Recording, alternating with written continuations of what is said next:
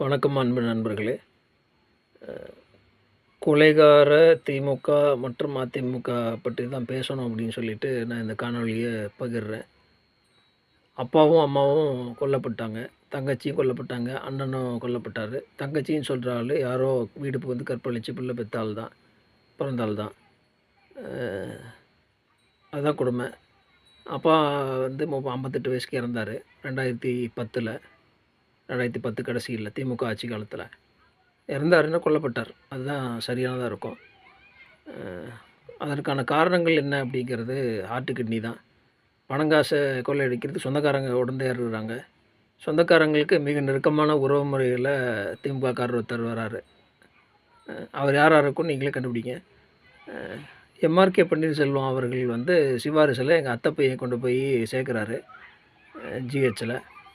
Pondicherry GH சேர்க்குறாங்க. Night 10:30 மணிக்கு தான் சொல்கிறாங்க. அது வரைக்கும் என்ன அவசியம் வந்துச்சு, ஏன் சொல்லலை அப்படிங்கிற கேள்வி இருக்குது. சுகாதாரத்துறை மந்திரியாக இருக்கிறவர் உள்ளூர்லேயே வேலையை செய்யலாம். ஆனால் அப்படி செய்யலை. அங்கே பாண்டிச்சேரி ஜிஹெச்சில் 3 நாள் வச்சுருந்துட்டு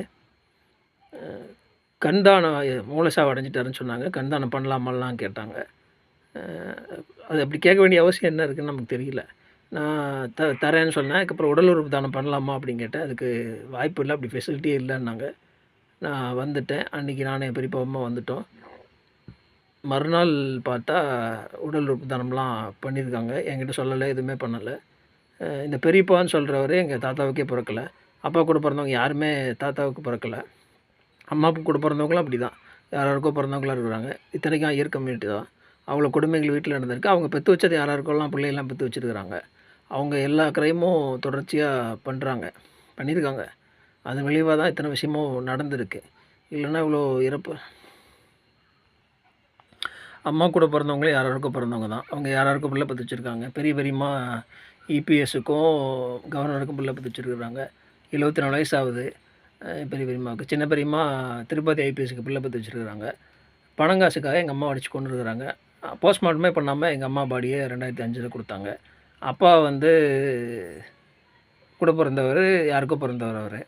அவரும் வந்து பணங்காசுக்காக, நகைக்காக இந்த வேலையெல்லாம் செஞ்சுருக்கிறாரு. நகையும் எங்கள் பாட்டியோட பென்ஷனும், எங்கள் தாத்தா வேலை பார்த்த பென்ஷனும் அவங்களுக்கு கிடச்சிருக்குது. இதுக்காக இந்த வேலை செஞ்சுருக்குறாங்க. அத்தை குடும்பமும் அதுக்கு உடந்தையாக இருந்திருக்காங்க.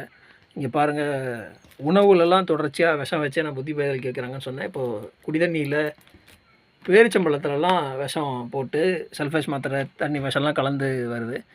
ஸ்டேஷனில் சொன்னால் அதை பற்றி ஒன்றும் நடவடிக்கை எடுக்கலை. காவல்துறை துணை கண்காணிப்பாளர்கிட்ட சொல்லி